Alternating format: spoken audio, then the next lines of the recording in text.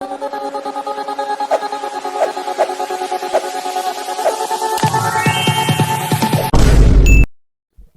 Hello viewers, நம்ம இன்னைக்கு இந்த வீடியோவில் எந்த விஷயத்தை பற்றி பேச போகிறோம், யாரை பற்றி பேச போகிறோம் அப்படின்னு சொல்லி கேட்டோம்னா, இந்த இப்போ அறிவிக்க போகிறாங்க அப்போ அறிவிக்க போகிறாங்க அப்படின்னு சொல்லிட்டு எக்கச்சக்கமான எக்ஸைட்மெண்ட்டை ஏற்றி ஒரு வழியாக வந்துட்டு பார்த்தோம் அப்படின்னா வேட்பாளருடைய பட்டியலை காங்கிரஸும் பாஜகவும் அனௌன்ஸ் பண்ணியிருக்காங்க அப்படின்னு சொல்லலாம்.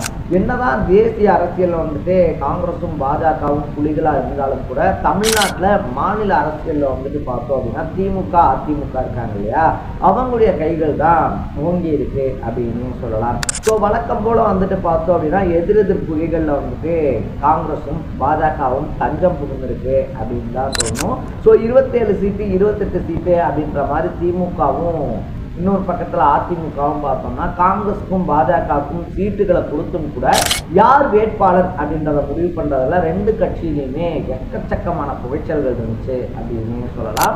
அதை தாண்டியும் வந்துட்டு பார்த்தோம் அப்படின்னா வேட்பாளர்களை இறுதி பண்ணி வேட்பாளருடைய பட்டியல் அப்படின்றதும் வெளியிடப்பட்டிருக்கு. ஸோ ரெண்டு கட்சியிலையுமே வந்துட்டு பார்த்தோம் அப்படின்னா இந்த வேட்பாளர் பட்டியல் அப்படின்றது புகைச்சலை ஏற்படுத்தியிருக்கு. ஸோ யார் யார் வேட்பாளர், அதை தாண்டி வேட்பாளர் பின்னணியில் இருக்கக்கூடிய விஷயங்கள் என்ன, இதை தாண்டி வந்துட்டு இந்த வேட்பாளர்கள் வரக்கூடிய எலெக்ஷனில் ஜெயிக்கிறதுக்கான வாய்ப்பு எப்படி இருக்கு அப்படின்ற மாதிரி பல விஷயங்களை தான் நம்ம பேச போகிறோம்.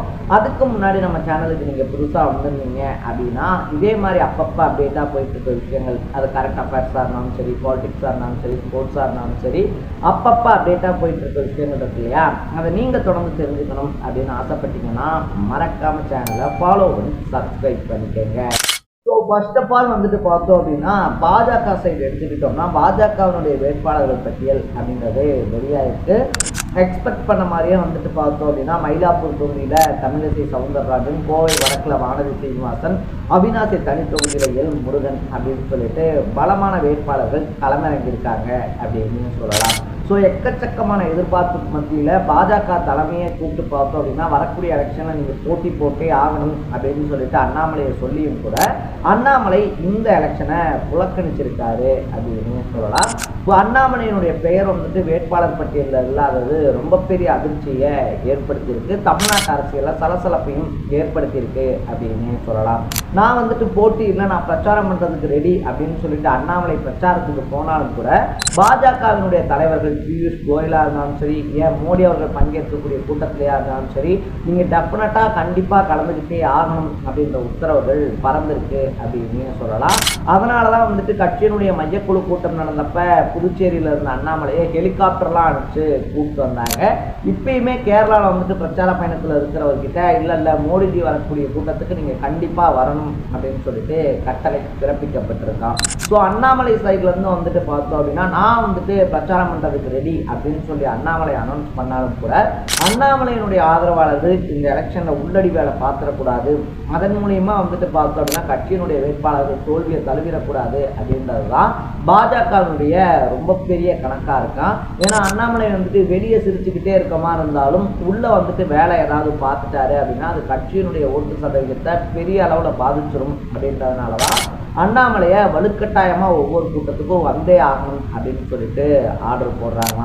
இதை தாண்டி வந்துட்டு வேட்பாளர் பட்டியல் அப்படின்னு சொல்லி பார்க்கும்போது அண்ணாமலையினுடைய ஆதரவாளர்களாக இருந்த அமர் பிரசாத் ரெட்டி, எஸ்டி சூர்யா இருக்கார் இல்லையா, இவங்க ரெண்டு பேருக்குமே வாய்ப்பு மறுக்கப்பட்டிருக்கு. அதுலேயும் அமர் பிரசாத் ரெட்டிலாம் பார்த்தோம்னா ஒரு மாதத்துக்கு முன்னாடியே பிரச்சார வாகனம் இருக்கு இல்லையா, பிரச்சார வாகனத்தெல்லாம் ரெடி பண்ணி வச்சுட்டு எப்படியும் வந்துட்டு அண்ணாமலை சீட் வாங்கி கொடுத்துருவாரு, நம்ம போட்டி போட்டுடலாம் அப்படின்ற கனவுல இருந்தார்.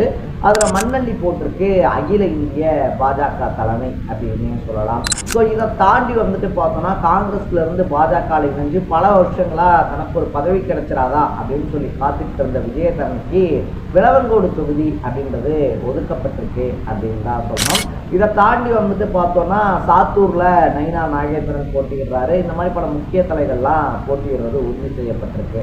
அப்படியே பாஜக சைடு விட்டுட்டு காங்கிரஸ் சைடு வந்தோம் அப்படின்னா காங்கிரஸை பொறுத்த வரைக்குமே வேட்பாளர் பட்டியலில் எப்பயுமே கோஷ்டி மோதல்கள் இருக்கும். திருநாவுக்கரசு அவர்களுக்கு ஒரு கோஷ்டி, ப. சிதம்பரம் அவர்களுக்கு ஒரு கோஷ்டி, செல்வ பிறந்தகைக்கு ஒரு கோஷ்டி அப்படின்னு சொல்லிட்டு ஸோ இருக்கக்கூடிய காங்கிரஸ் கட்சியினுடைய கோஷ்டிகளுக்கு 2 பேர் 3 பேர், அதாவது என் கோஷ்டிலேருந்து ஒரு 2 பேருக்கு சீட்டு, உன் கோஷ்டிலேருந்து ஒரு 2 பேருக்கு சீட்டு அப்படின்ற மாதிரி பேசி தான் இந்த டைம் சீட்டே வாங்கியிருக்காங்கன்னா அதுலேயும் 3 புதுமுகங்களுக்கான வாய்ப்பு அப்படின்றது கொடுக்கப்பட்டிருக்கு அப்படின்னு சொல்கிறாங்க. அதுலேயும் லாஸ்ட் வீக் வந்துட்டு பார்த்தோம் அப்படின்னா காங்கிரஸ்ல இணைஞ்ச தமிழ்குமரன் இருக்கார் இல்லையா, அவருக்கு வந்துட்டு பெண்ணகரம் தொகுதி அப்படின்றது ஒதுக்கப்பட்டிருக்கு.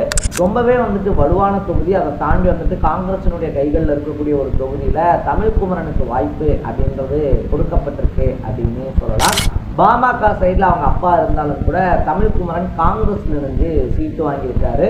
வரக்கூடிய எலெக்ஷன்ல எப்படியும் டெஃபினட்டா அவர் ஜெயிப்பாரு அப்படின்னு சொல்றாங்க. ஏன்னா அந்த அளவுக்கு வந்துட்டு ஒரு வலுவான பேக்ரவுண்ட் இருக்கக்கூடிய ஆளு அப்படின்னு சொல்லப்படுது. இதை தாண்டி வந்துட்டு ஸ்ரீபெரும்புதூர் இருக்கு இல்லையா, ஸ்ரீபெரும்புதூர் தொகுதியில மறுபடியும் செல்வ பெருந்தகை போட்டியிடுறாரு அப்படின்னு சொல்லலாம். இந்த மாதிரி பல தலைவர்களுடைய லிஸ்ட் அப்படின்றது வெளியிட்டிருந்தாலும் கூட இவங்கெல்லாம் இந்த டைம் மறுபடியும் அதே தொகுதிகளில் பெரும்பாலானவங்க வந்துட்டு அதே தொகுதிகளில் தான் போட்டிடுறாங்க. ஒரு சிலர் தான் வந்துட்டு பார்த்தோம்னா தொகுதிகளை மாற்றி போட்டிடுறாங்க. ஸோ அப்படி போட்டிடுறவங்க மறுபடியும் ஜெயிக்க முடியுமா, ஜெயிக்கிறதுக்கான வாய்ப்புகள் இருக்கா அப்படின்னு சொல்லிட்டும் பலரும் நேற்றுலேருந்து விவாதம் பண்ண ஆரம்பிச்சிருக்காங்க அப்படின்னு சொல்லலாம். எது எப்படியோ நம்ம வந்துட்டு வேட்பாளர் அனௌன்ஸ் பண்ணிட்டோம், எலெக்ஷனை வந்துட்டு பார்த்துக்கலாம் அப்படின்ற தைரியத்தில் இருக்கான் பாஜக. உள்ளேயே வந்துட்டு நீங்கள் இவ்வளோ கோஷ்டி மோதல் அப்படின்றத பண்ணிக்கிட்டு இருக்கீங்க, நீங்கள் வந்துட்டு எப்படி ஒன்றா இருந்து தேர்தலில் ஜெயிச்சு கொடுக்க போகிறீங்கன்னு தெரிலையே அப்படின்ற புலம்பலில் இருக்கான் காங்கிரஸ். இதை தாண்டி வந்துட்டு பார்த்தோம் அப்படின்னா காங்கிரஸும் பாஜக இருக்கு இல்லையா, காங்கிரஸும் பாஜகவும் இப்படி வந்துட்டு ஒரு குழப்பமான சூழ்நிலையில் அவங்களுக்குள்ளேயே அடிச்சுக்கிட்டு இருக்க வரைக்கும் தான் நமக்கு நல்லது அப்படின்ற மைண்ட் செட்டில் இருக்காங்களாம் திமுகவும் அதிமுகவும். ஏன்னா இவங்க கூட்டணிக்கு தான் தேவையே தவிர இவங்க தனிப்பெரும்பான்மையாக வந்துட்டு கட்சியை வளர்த்துட்டாங்க அப்படின்னா அது நாளைக்கே நமக்கே வந்துட்டு பெரிய பிரச்சனையாக மாறிடும். அப்படின்றதுனால இந்த கோஷ்டி மோதல் இதெல்லாம் பார்க்காம வந்துட்டு அவங்களுக்கு ஆதரவாக என்னதான் காங்கிரஸ் பாஜக இருந்தாலும் அந்த கட்சியில இருந்தும் திமுகக்கும் அதிமுகக்கும் ஆதரவா இருக்கக்கூடிய தலைவர்கள், அந்த தலைவர்களுடைய விசுவாசிகள் இருக்காங்க இல்லையா, அவங்களுக்கு கேட்கப்பட்ட சீட்டுகளை ஒதுக்கி கொடுத்துருக்கான் திமுக அதிமுக தலைமை. ஸோ வரக்கூடிய தேர்தலில் எப்படியாவது ஆட்சியை தக்க வச்சே ஆகணும் அப்படின்னு திமுக தலைமையும், ஆட்சியை மறுபடியும் பிடிச்சே ஆகணும் அப்படின்னு சொல்லிட்டு அதிமுகவும் படு பயங்கரமான வேலைகளில் இறங்கியிருக்காங்க அப்படின்னு சொல்லலாம். ஸோ பாஜக அண்ட் காங்கிரஸினுடைய வேட்பாளர்களை பற்றி நீங்கள் என்ன நினைக்கிறீங்க, அதில் யார் ஜெயிக்கிறதுக்கான வாய்ப்பு இருக்குது அப்படின்றத கமெண்ட் பண்ணிவிட்டு மறக்காம சேனலை ஃபாலோ பண்ணி சப்ஸ்கிரைப் பண்ணிக்கோங்க. நாளைக்கு இதே மாதிரி ஒரு இன்ட்ரெஸ்டிங்கான வீடியோவோட சந்திக்கலாம். பாய் பாய்.